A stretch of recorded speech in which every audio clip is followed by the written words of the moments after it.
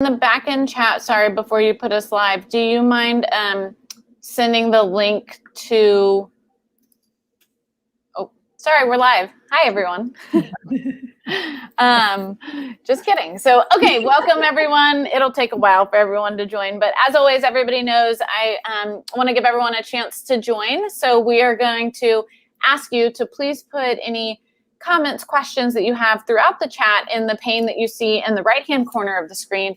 But of course, in the meantime, please tell us who you are and where you're joining from so that we can say hello and hopefully be able to answer some questions that you might have along the way. A couple of house rules and disclaimers is that we always need to go through. So let's start there. First and foremost, it's important to remember that IOCDF and or our live streams are not a crisis hotline. So if you are feeling unsafe or suicidal, we want you to take the appropriate steps to keep yourself safe. And that is call 911, go to your local emergency room, or call the National Suicide Prevention Line at 800-273-8255. Of course, important to note that many of our viewers are international, so of course follow your international numbers and resources to keep yourself safe if needed. As always, this is not intended to replace therapy. This is intended to be an educational series where we are going to share and talk about different things related to OCD and anxiety, and hopefully be able to share some of our own personal or professional perspective. We encourage everybody to be seeking your own individual therapy because, as you know, treatment for OCD and anxiety disorders should be individualized, and it should be specifically tailored to your diagnosis and your current struggles. So welcome, everybody. Thank you for joining. We're so excited to have you. Last update to remind everyone is to always please check out and visit iocdf.org/peace of mind. This is where you're going to learn and see all of our upcoming live streams. All of the information that we keep about our OCD community is in this one place, but this is really where you would go to submit questions, to tell us if there's content or specific topics that you want to hear us covering that we don't already cover. So please make sure you always check out iocdf.org for various resources, including this one. Hi, Manal from Hong Kong. So good to see you. And everybody else, please tell us where you're joining from and who you are. So let's hop in. So today we are going to be covering anxiety in the classroom. So in particular, this is a Lunch and Learn series. And what we're doing is we are trying to make sure that in August, we're focusing on things related to school. As many of you know, your kids, your loved ones, and colleagues, children are heading back to school, right? It's that time of year. And with that comes a lot of anxiety, comes a lot of uncertainty, especially in today's age, right? We know that with COVID and so many different things going on, there is heightened anxiety across the board. And what we know and we continue to hear is we need resources. We need support. And I know that as I've done different seminars, and I know Denise and Stephanie have as well, right? We continue to see how hungry teachers and educators are for resources that are appropriate for anxiety and OCD, right? It would be impossible to say that you're a teacher, but you don't see anxiety, right? That's not possible, right? Especially right now. We know that anxiety can be heightened, but we know that teachers are often the first person really seeing and recognizing it, sometimes before parents. And they may be saying something's going on or something's out of the norm that as a parent, we may be a little bit blind to, or maybe our children aren't displaying that because they're not experiencing the same distress at home that they would in the classroom. So I'm really excited to be joined today by two amazing professionals who have focused on this area and who have really taken the lead in the entire anxiety in the classroom platform, which is what we're going to spend some time talking about today with IOCDF. So first and foremost is Denise Egenstack, who is a fellow director on the board with myself of the International OCD Foundation. Denise has been involved in OCD work for years and is really somebody who's been a part of the founding OCD treatment. So Denise worked alongside Dr. Janicki and Diane Davy when OCDI, the first ever residential OCD program, started in Boston. So Denise, I know in addition to that work, you also really specialize in working with pediatrics with OCD, and in intensive formats and in the school. So thank you so much for joining us. If you don't mind just kind of introducing yourself and a little bit about what you do and why you're here to share some of your insight and anxiety in the classroom. Sure. Like Liz said, I've been involved in the IOCDF since probably 1998. I was the first involved as the president of the OCD Massachusetts affiliate and then joined the board of directors.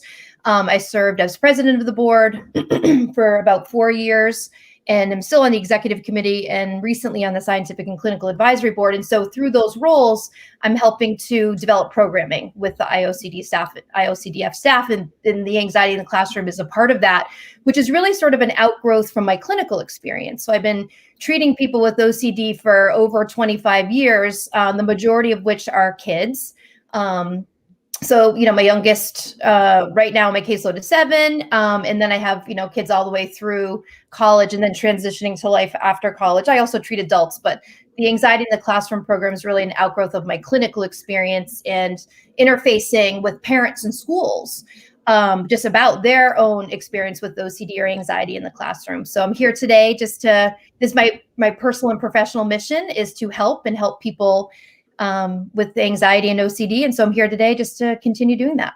Awesome. Well, we're excited. And today we're going to spend some time for everybody listening, really kind of going through some general questions about symptoms, what to look for, when to recommend seeking treatment, what treatment would look like for this subset of folks in this age range. But then also, we're certainly going to spend a lot of time talking about the resources that IOCDF has for this population, not just for those of us with OCD, for family members, but also for educators and individuals who will see OCD with this age range. So Stephanie, no better introduction of starting to talk about IOCDF than having you talk a little bit about what you do and how you can also be a resource with the insight you're going to help share today. Sure. Well, hi, everyone. My name is Stephanie. I'm the program director at the IOCDF. I've been working here for about 8.5 years. Cannot believe it's been that long. Time flies when you love your job and work with a great community. But my background is in public health and social work.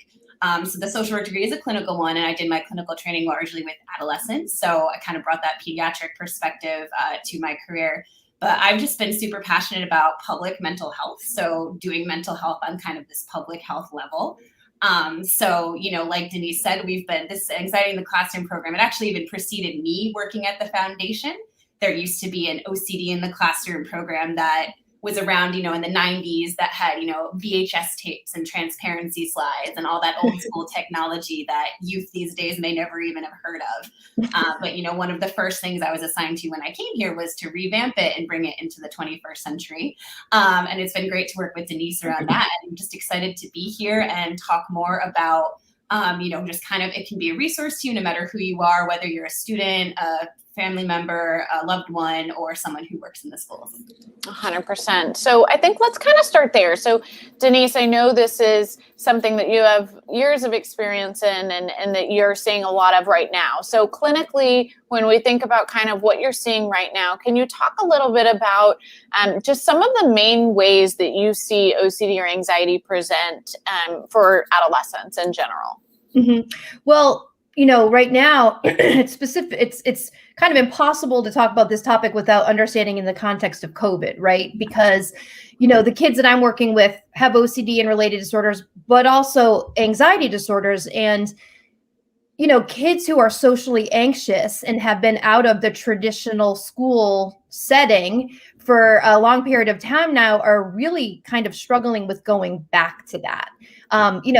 When COVID first hit, people were like, wow, people on your caseload must really be struggling. And some people are, depending upon their symptom type, contamination, fear of causing harm, health anxiety. But other people were sort of relieved. Other kids were relieved because they were going to be able to come home and get out of the anxiety provoking situation. Those are the kids that are really struggling now, right? So those are the kids who they have to go back. They haven't been in a long time. How's it going to go with friends? What's it going to be like?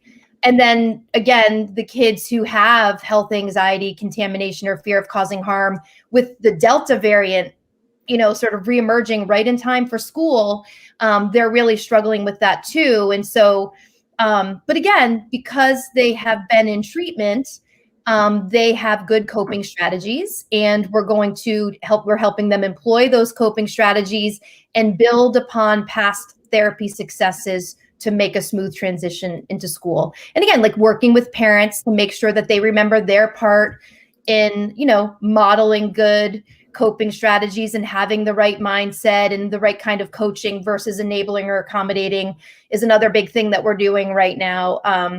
And then I do have some teachers or educators on my caseload, you know, in the adult part of my caseload, and really just helping them with their own coping strategies and anxiety management strategies as they head back into the classroom, but from a different perspective. So right now it's mostly just sort of like COVID centered as we're getting people ready to start the school year. So one of the questions I have that I wanted to, you know, that I think is important for us to talk about, because we see this and get this all the time from parents, is it more valuable to homeschool my kids, right? Mm-hmm. And we're talking about kind of what happened with COVID, of like kids who, especially those of us that, you know, those that were triggered in the classroom, actually having the classroom taken away helped a little bit in the moment. But now we're seeing that uptick, especially as they are potentially going back, right? Or their schools are reopening. And of course, with Delta, who knows what could happen. But I want to talk about that. I want to talk about the role that maybe unintentional or unplanned avoidance plays in the cycle and what ends up happening. And I'd love to hear your input on that, Denise. Yeah, when you're treating people with anxiety, you are really helping them approach the stressors or the triggers instead of avoiding the stressors or the triggers. It's approach versus avoid. And when parents are asking about homeschooling their kids, I'm not necessarily a proponent of that. Sometimes, I am always trying to get kids into school. I want them to learn. I want them to be around their peers. I want them to be involved in all of what else happens at school, like the yearbook committee or sports or just like social relationships. There are times when kids' OCD is so bad at school, it's really preventing them from getting there or learning. We may take a step backwards, planned short periods of time with specific goals about what we need to do to get the kid back into school. But for the most part, I really want to encourage parents to keep their kids moving into school instead of avoiding school, because there are just a huge ripple effect of consequence when kids are avoiding in the face of discomfort versus learning how to cope and function in the face of discomfort. And really, kids are sort of like teaching themselves or training themselves to either do well in uncomfortable, hard situations, or I can't really cope in hard and uncomfortable situations. And if kids believe I can't do hard, that will affect their self-esteem, their self-confidence, their ability to take risks. That really becomes like their way. And so I don't think parents always make that connection that if they don't go to school and you support it, they're really learning that they can't do hard things, and they're learning out in opportunities to learn how to do hard things. And that is going to have a cascading effect. I'm going to use your quote a lot, of approach versus avoid. And that's really the basis behind it. And, I talk a lot about this because we'll also hear the same questions. And Stephanie, I'd love to hear your perspective and what you've learned and some of the things you're also hearing parents question and questions you may have as well for us to discuss today around accommodations, right? And I think it plays a similar role, is that accommodations sometimes are warranted, right? Sometimes we need them to get us functioning, to get us learning, but they shouldn't be the long-term goal, especially if the accommodation actually enables OCD or anxiety, right? Now, we're not talking about a child who has a diagnosed learning disorder and needs accommodations around testing or things like that. That's different, right? But we're talking about, I know when I was struggling, the principal kind of had this conversation with my mom and I of like, okay, well, Liz struggles to get here on time because she's stuck ritualizing. So would it be helpful to have excused tardies? And I remember my principal, he didn't even know what he was doing, but he did a great job, because instead of saying, oh, you can just be tardy whenever you want, he said, Liz, how many tardies do you think you need in a semester? And I remember saying, Mr. Lakin, I think if I had 3, that would be great. And he was like, thinking 3, like she's late every day. Like what, like how, like what is she talking about 3? And he was like, okay, Liz, like, let's try that. And what happened, right, is it became a really clear goal of like, hey, me feeling like he gave me 3, I have to meet that. And so every morning when I was stuck ritualizing, I had to say to myself, is this bad enough that it's worth using one of my 3? And I was encouraged to still fight, to still push, and to not avoid, compared to had he said, oh yeah, Liz, like, I know you're struggling. It's okay if you're always late. Like OCD would win, right? We're giving it the power to win. And so I think it's a really important piece for us to talk about what is the overall goal? And that while it may seem easier to homeschool, or that kids didn't have to face these anxiety-provoking situations, and as a parent, your initial reaction or response is to want to protect, to want to love, to want to shelter people or our children from harm or from distress, it actually can cause a lot of problems down the road. And that's why I think, when you work with kids with OCD, you are almost always, I think always should be working with parents and then with the schools as OCD shows up in school. Because like you said, intuitively, parents just want to make sure their kids are okay.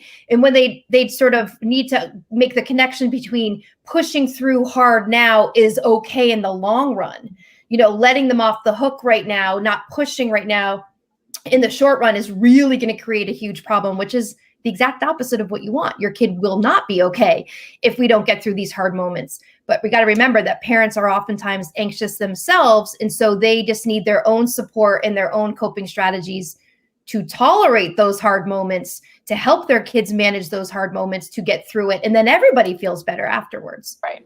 100%. Yeah, sure. Stephanie, thoughts that you have or insight that you want to share from a foundation perspective and just from your personal background and education as well? Sure. I think the interesting thing about specifically within our OCD community is this kind of hot button word of accommodation. Because in OCD and in treatment and in working with families, we know that means one thing, and it's something that maybe it's not a good thing, and we kind of work to reduce and get rid of those family accommodation type stuff. When it comes to the school system, accommodation means something totally separate. It's, something that it helps in some ways level the playing field and make it so that youth who may be struggling in the way that Denise is saying, trying to get through these hard times and these hard moments, it helps them stay in school in kind of the least restrictive environment. They're usually meant to be kind of these temporary things that are usually developed in conjunction with a team. Denise was saying, an external therapist can come in and help talk to the school, the parents, and sometimes even the youth themselves can be involved in developing. And in the way you were, Liz, it sounds like your administrator asked you about this. Like, that's fantastic. It would be so cool if more administrators were doing things like that. But so, yeah, I think it's just interesting to see this kind of compare and contrast between accommodation in these two different settings. And I think because of that, we get kind of a mixed response about accommodations with regards to the school setting. Because in a lot of cases, people are having to fight really hard to get them, and they're getting a lot of pushback from the school of, oh, your student doesn't need them. It's, it's just helping, make the problem worse. But then we also have some parents who are reluctant to even ask for them because they think it's, making their kid other, or it's going to set them back in other ways. So it's a very interesting tension in kind of multiple respects when it comes to this issue. Totally. And I actually have a question for you, Denise, on this too. And Stephanie, I love the point you brought up, which is us also really understanding what that word might mean to different groups of people, right? That, like, you're right. When I hear accommodation as an OCD clinician, I automatically think enabling, and I automatically think like we're creating an environment for OCD to live, but it can also be a word that is meant to be really helpful and useful. So one of the things I was just thinking about as we're talking this through and we're thinking about accommodation and we're thinking about what makes sense is, these series are also meant for providers and parents. And I guess I wonder, I'm going to put some providers on the spot here, and I apologize for doing that. But, I think sometimes right now our caseloads are swamped and we're feeling really overwhelmed with all of our clinical work that we're doing.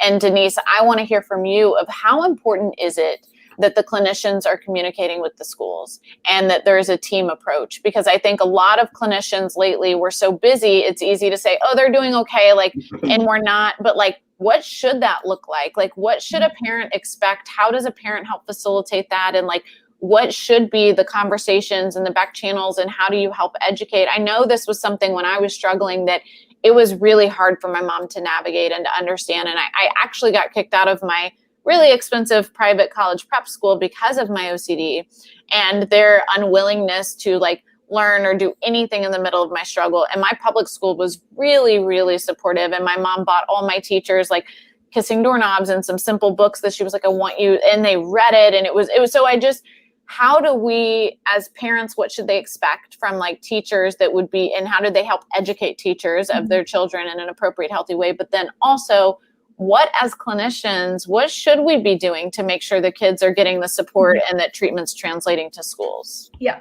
So I'll just say at the outset, the treatment team is the kid, the parent, the school, and the clinician. And that's really how we set up the website, right? So the website is in three pieces. It's a part for the school personnel, a part for the parents, and a part for the kids to teach them what, their responsibilities might be in a situation like this. Like Steph said, sometimes when I'm working with the kid, the parents are reluctant to involve the school. They're going to think something's wrong with my kid. They're going to stigmatize my kid. They're going to treat them differently. They're not going to like that, whatever. And really, those are completely normal fears. But because we've been doing this for so long, we have so much clinical experience, we can say like that really never happens. That really, really never comes to fruition. Educators are helpers too, right? They want to help the child. And I think if the parent can approach the educator, well, first thing is, depends on what level of education, because in elementary school, it's kind of like a family, right? And so there's like lots of, parents are coming in and they're meeting the teachers. Developing a relationship with the teacher is key. And then within the context of that good relationship, sharing information, collecting information about what the teacher or nurse, school nurse, they are always seeing these anxious kids, right? With belly aches or headaches or whatever.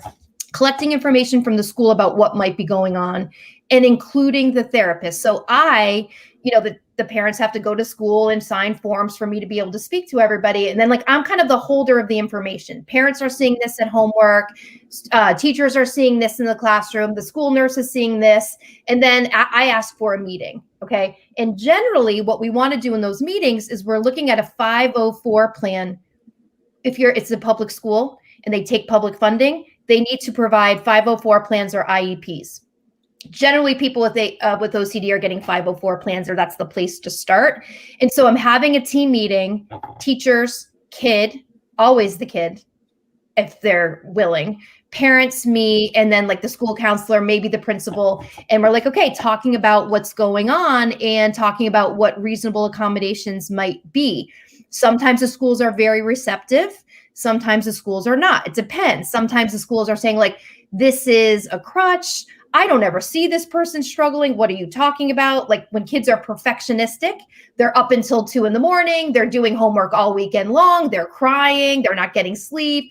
The teachers aren't going to see that. They're going to see a straight A student, right? But we have to educate the teachers. No, this is what's happening behind the scenes, or this is why their homework is late, or this is why they come to school late every day, or this is why they appear disinterested in the classroom.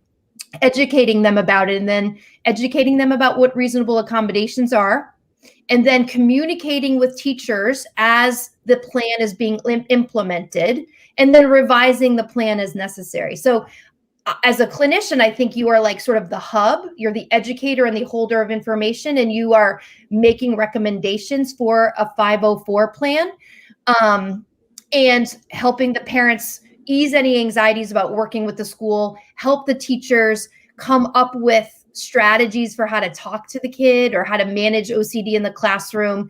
And then also sometimes helping teachers come up with their own coping strategies for some of their own stress and anxiety, related to working with kids who are struggling in the classroom. So there's a lot going on. And what I love about our website is that we really break down all of these categories so that you have real good information, good explanations, good plans about what you might do as a clinician or a parent or as an educator. Because, when you Google OCD or anxiety in schools, you'll get a lot of hits, but there's not a lot of meat to what it is you're going to be reading. And teachers are I got that. Okay, we do this already, but what else is there? And I think our website sort of goes deep. So the things that we're touching on today, you're going to get a lot more information by accessing that website. But as clinicians, do not be afraid to get involved. Do not be afraid to get the parents involved. Do not be afraid to get the kid involved. And, just sort of collect information, and everybody's on the same side working for the kid, and come up with a plan that you can revise as you collect data. And, if things are working, great, keep them. If they're not, then you can change them. I love it. And I think that it's really important as clinicians, we think about our role as exactly as Denise just said, the holder of information, right? We hold that, and it's our job to appropriately distribute it and to make decisions for our clients and their best interests and their families based on that. Sometimes, as we talked about, right, the school, the parent, they get some, but our job is to get it all and to make decisions based on that. And we see that in all the clinical work we do, right? I was talking about that this morning, that as kind of being the person on the floor here, my behavioral therapist gets some information about a patient, my residential counselors do, my family therapist does, but like I have to help take all of that to make team decisions, or, you know, it tells you a lot more when you have all of it versus some of it. And so while the upfront work is harder, right, to be in touch with all these different systems, and I think a lot of clinicians think, oh, well, my job is just when I meet with the kid for those 45 minutes once a week. It's not. And it's really a disservice to the child, to the family, and to their outcomes, right, if we're doing that when we need to be including the whole team. We have one more question that I want us to hop into, Denise, and then Steph, I really want us to hop into the meat and nitty gritty of the program and how our consumers, whoever they might be, parents, educators, or individuals with OCD, can utilize this platform. So Manal from Hong Kong said, coming from Asia, where parental academic pressure is one of the main causes of suicide among adolescents, how do you explain to parents if kids have OCD that they need staggered exposures to schools as opposed to all in? So I think really talking about kind of not just flooding or not just like expecting, but how do we A, educate on OCD, but then B, how do we kind of make sure they don't have this all in thought process? Yeah. You know, I think what I would try to do in that instance is to align with what you want the outcome to be. So if you want your child to do well in school, then the staggered approach, well, it really has to be customized, right? So the customized approach, which is often a staggered approach, is going to get you what you want. You want your child to be able to stay in school. You want your child to be able to perform up to their capacity, right? And you want them to be okay. You want them to do well. And so this is the approach that will get you there. And I would explain that if you are like, when it's all in, basically behaviorally, we're say flooding. You know, when you are flooding somebody, when you're overexposing them, they are oftentimes going to have the exact opposite response, which is to shut down, avoid, you know, run away, lose hope, give up.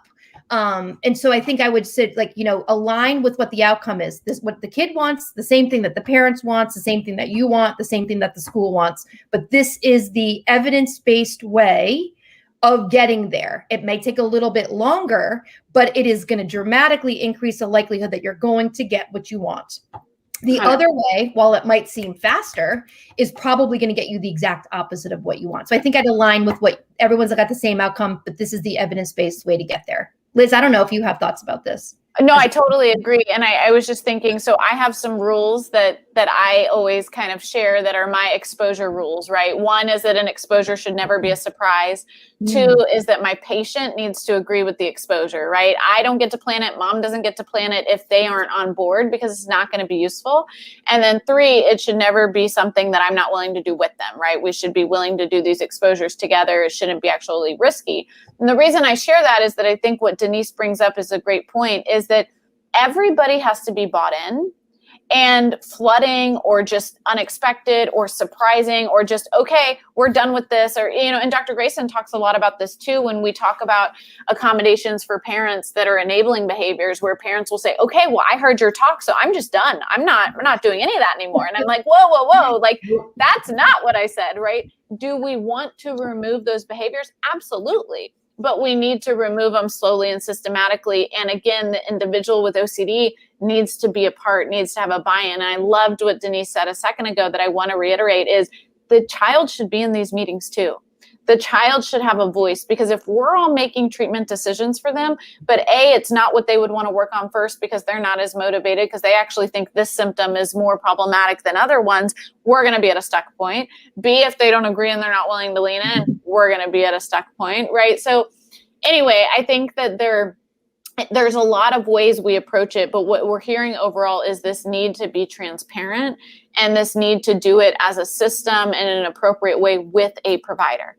Right? As a parent, you need support. You are the parent. You're not the clinician, And it's important to be able to stay the parent. My mom, I remember she used to tell my provider, Dr. Bjorgensen, that she'd say, hey, like, yeah, it's great. Like, you want me to do all these things, but I want you to remember, like, I'm her mom and I want to love her and I want to support her. I don't want to be her doctor. I don't want to be at home negotiating and fighting of what ERP she needs to do. Right now, of course, there's times they have to step in, but there's a reason there's a team, and it's important that we all keep our support roles in the ways that are going to be most helpful. Yeah. So, Can I add one more thing on that? Please. To piggyback on what you just said. So it's not only that we want to protect the parent-child relationship and not turn the parent into a clinician. Sometimes parents have very strong opinions about how treatment should go. And as clinicians, we also have to say, like, you know, what was happening before wasn't working.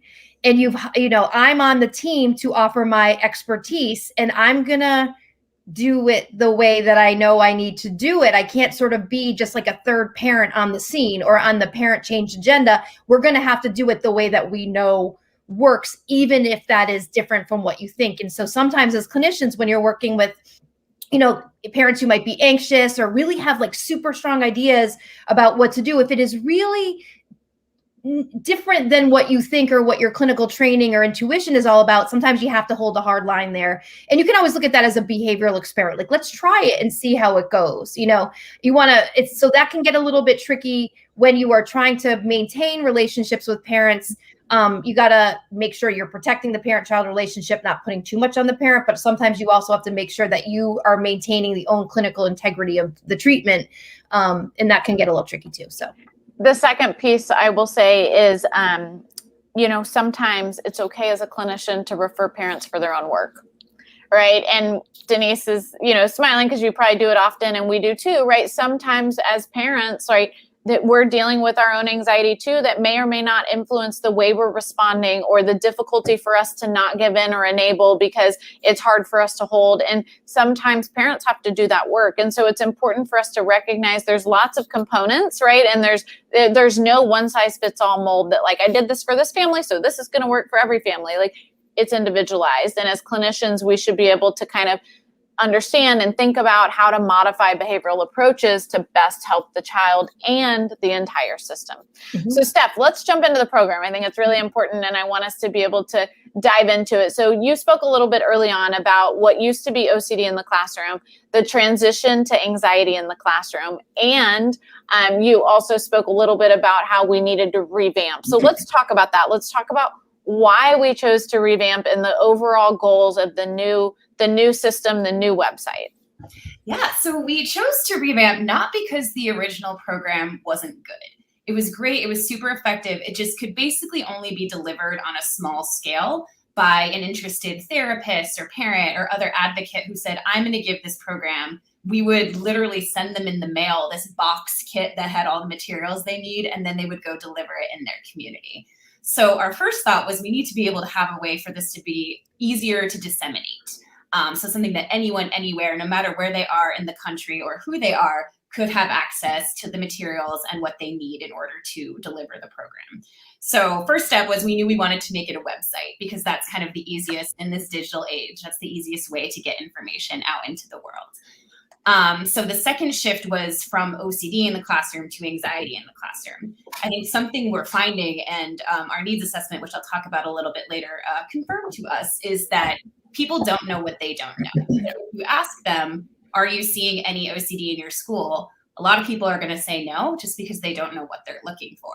So therefore, if you hear a program OCD in the classroom, you're going to think, oh, this isn't necessarily important or necessary for my school because we don't really have anyone with OCD. So they might ignore it or not consider that it would be something that would be helpful to them. So the thought was to broaden it to anxiety with, still a big focus on OCD, because that's something that's more recognizable. That's something that teachers and other school personnel think and know they see a lot more of in their school. So we kind of, maybe it's a little sneaky, but we wanted a way to, get our information in front of people because we know it's useful. We know it's helpful. We just needed them to realize it and to be open to it. So that was kind of why we shifted from the mailing of the boxes to a website and from OCD to anxiety in the classroom. We had this it's been a labor of love for many years. We started doing maybe in like 2016, 2017. We did needs assessments where it's kind of a long word, but basically what it means is we surveyed people and we asked them, what are you seeing? What do you know? What do you not know? What would you like to see? What would be helpful to you?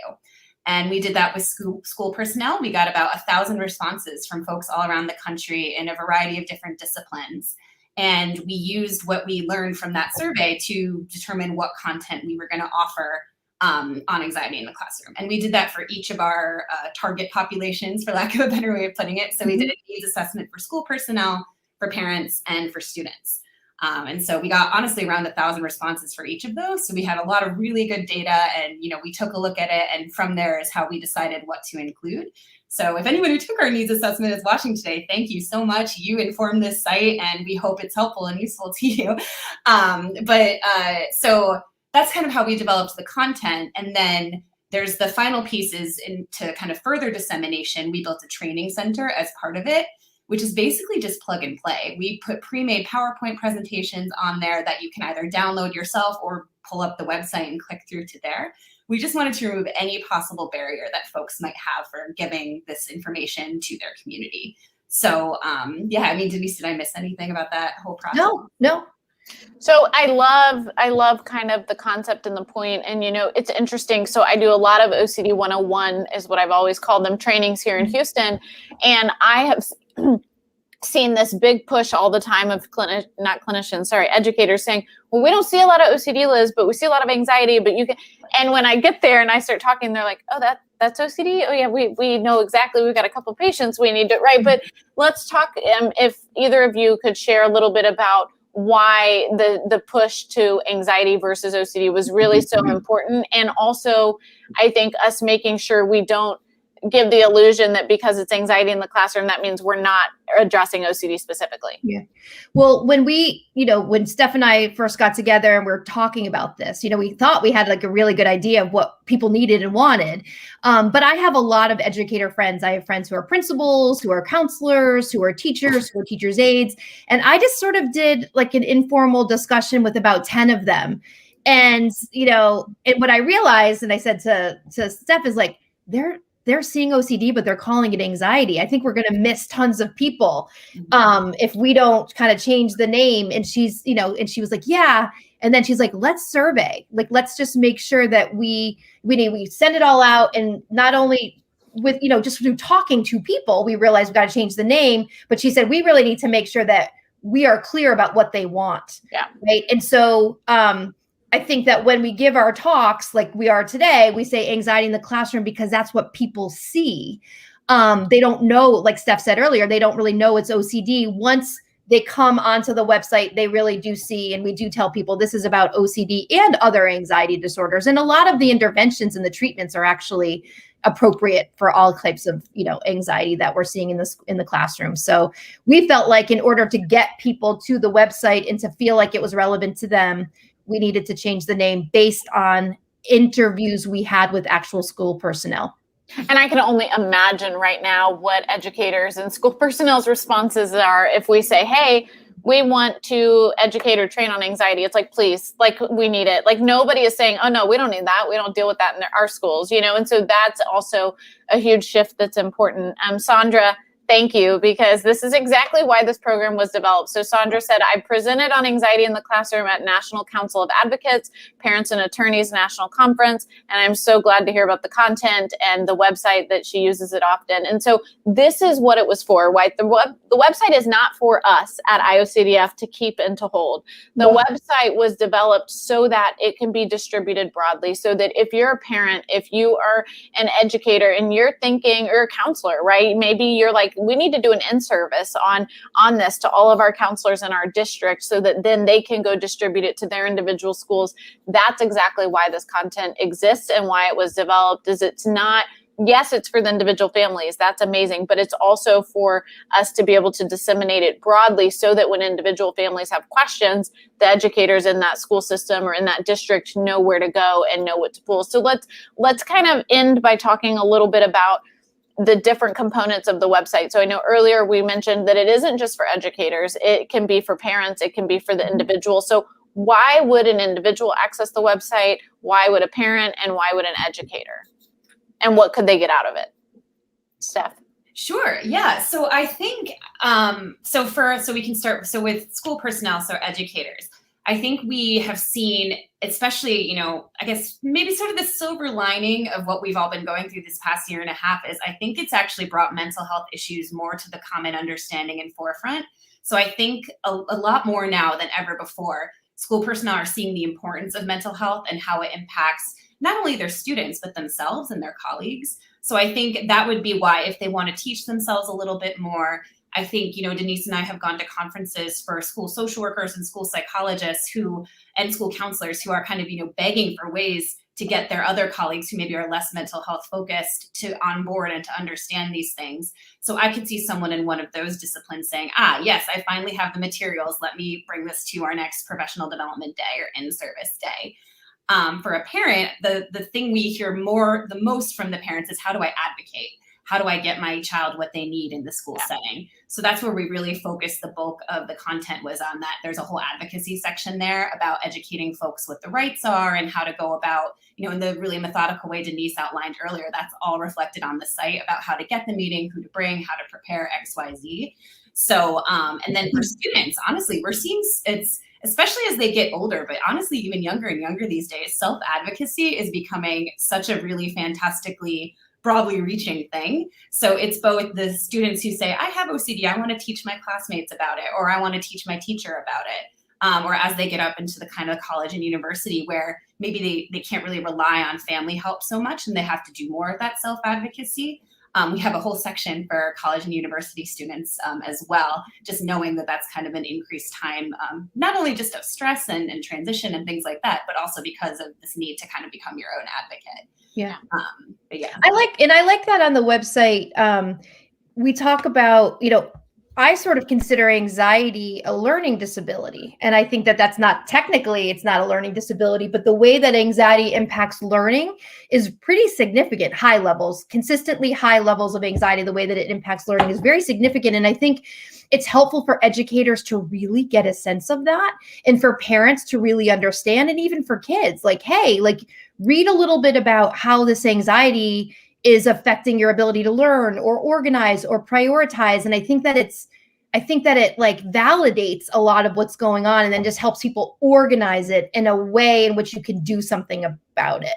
So yeah, I was wondering about that, Denise, for Manal's question earlier. I think for parents who put a lot of pressure on their kids and maybe have this high academic standard and perfectionism, I think learning that piece is super important for them as well, because in the way you're saying, anxiety or OCD is taking up so much of their brain function that they physically can't do a lot of this stuff. So that's, it's kind of part of that whole process. Yeah. Really, or the confusion that teachers and parents have, I know this is a smart kid. Why aren't they doing well? Yeah. Why did their grades drop? Why aren't they doing their homework? I know they studied. Why can't they actually get the test on the assessment? And I think it's all broken down nicely so that it's okay, this is what's going on. Because once you understand what's going on, then you can develop a plan about what to do about it. And you guys are right, what you said earlier. Accommodations are not treatment. Accommodations are get your child to the starting line to be able to learn.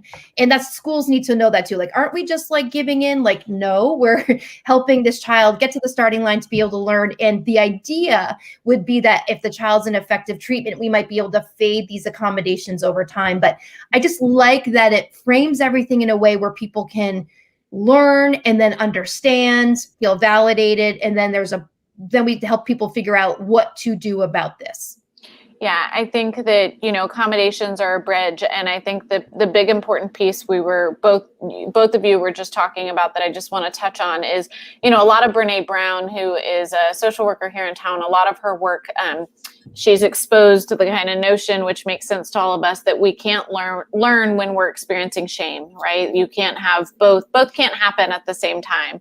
And I remember when I was in school, one of the things is I experienced a lot of shame actually from my educators. So I remember I'll give a quick example, but I used to look at A, B, C, and D, multiple choices, 1, 2, 3, and 4. And depending on my OCD triggers, numbers had bad correlations to them. And so I would struggle with being able to circle the right answer, even if I knew it, because I thought there would be this negative outcome. There was this kind of magical thinking OCD tied to it.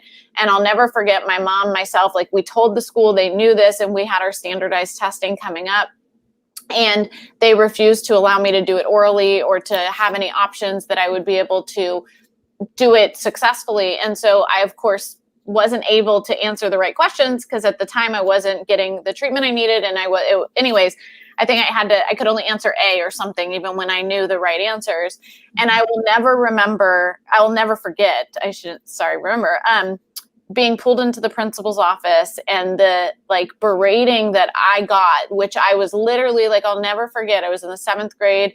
And she told me that because of me, I was bringing the entire school's scores down and impacting their funding and how horrible it was. And the shame that I felt for something that I was actually trying to get their support on and I tried to talk to them about, it stopped my ability not just to learn, but to trust them at all, right? I didn't feel like they were ever going to be able to meet me where I was and be able to appropriately work with me. And trust me, you think I wanted to answer just that was where it was this isn't, I'm being defiant and I want to impact the school in a negative way, right? I'm struggling with a diagnosed disorder. And I'm sitting here looking at this website and a lot of people are sharing the same thing, right? But I'm just man, to think that my mom had to find some random books and hope that teachers would read it. This didn't exist in this manner. But to say that now all I have to do is say, hey, go to anxietyintheclassroom.org and learn more. And they can click, I work in the school system, and resources show up. I want to learn more, resource-specific resources. I'm a parent or guardian. I'm a student. It's just so awesome for us to have a one-stop shop that people can go to get resources and to get education across the board that we know people need. I think when we're thinking about Asian cultures, different places, right? We're talking about two things. We're talking about education that needs to take place, but stigma reduction that also has to exist. And I'm a big believer that the way we reduce stigma is through education. And I talk a lot about that I believe that the way I allow people to better understand my OCD or to understand anyone's is by appropriately educating them. And so I just can't thank you enough, because I know how much work, tireless hours and months of work and dedication went into this website and have gone into this program. But I also know that this will impact individual lives in a way that you probably will never be able to comprehend. So thank you both, and a huge thank you to IOCDF for putting the resources, putting the funds behind such an important mission that many of us will use moving forward and will encourage our patients or family members and hopefully our educators to access. So thank you so much. I know that we're kind of wrapping up, and so last plug is anxietyintheclassroom.org. Make sure you check it out. Make sure you share it on social media on various platforms, and tell your school about it. Even if your child's not struggling with OCD or an anxiety disorder, if you know people connected in the school system, if you have friends who are educators, share this website as a resource and tool with them, and know that you're sharing a tool that's based on evidence-based research and things that we know that works, compared to sending them to various different places to try to piecemeal together resources and education for somebody that they care about. Final thoughts, Denise and Steph, as we wrap up.